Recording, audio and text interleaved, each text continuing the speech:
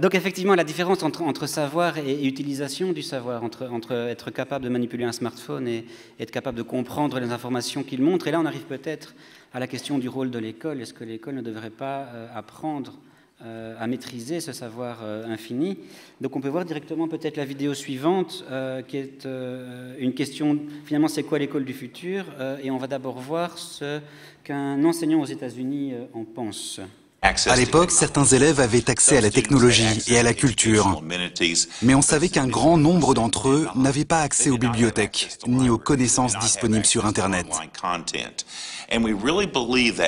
J'étais convaincu qu'en donnant aux élèves un ordinateur pour travailler et en réduisant cette fracture numérique, cela réduirait aussi l'inégalité des chances.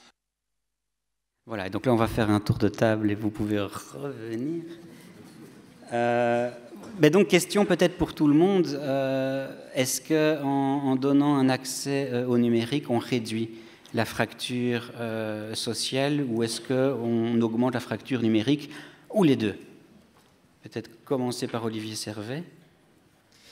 Oui, la réponse est très complexe. Je pense que la réponse est ni l'un ni l'autre, évidemment, au sens où on la déplace pour moi simplement. Le problème est reconfiguré autrement.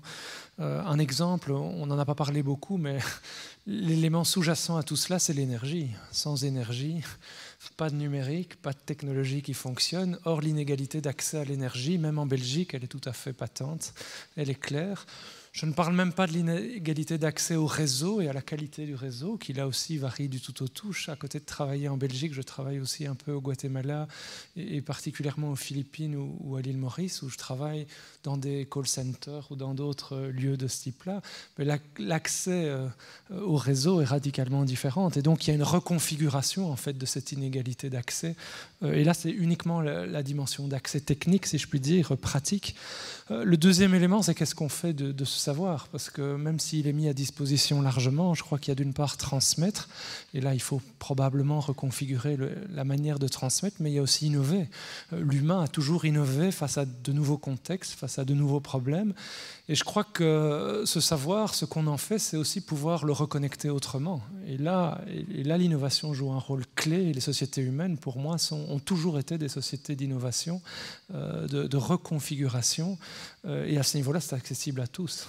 J'ai même tendance à dire que parfois, plus on est éloigné de certaines pratiques, plus on va avoir l'idée, au fond, de reconfigurer autrement un usage.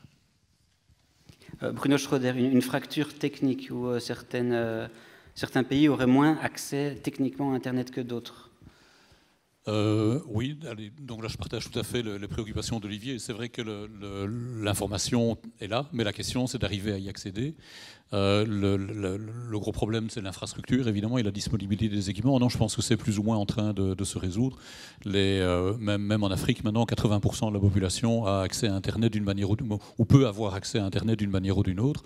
Donc lentement on évolue, il y a des nouvelles techniques de connexion qui se mettent en œuvre, notamment en réutilisant les spectres de fréquences de la télévision par exemple. Donc voilà, je pense que c'est une question de temps avant que ça ne se mette en œuvre. Ça reste un problème. Cela dit, résoudre une série de fractures en mettant l'information à disposition, je pense que ce n'est pas non plus suffisant. La question, c'est aussi comment puis-je rendre cette information ou comment je puis rendre cet accès opératoire. Et donc, dans le cadre d'un projet que je peux avoir, quels sont les moyens que j'ai de mettre au travail cette information dans le cadre de mon projet ou pour arriver à l'objectif de mon projet. Et ce côté opératoire, je pense que c'est là où l'enjeu se trouve pour le moment. Et c'est aussi évidemment une des missions de l'école, c'est d'arriver à donner les capacités d'utiliser effectivement ce qui est là.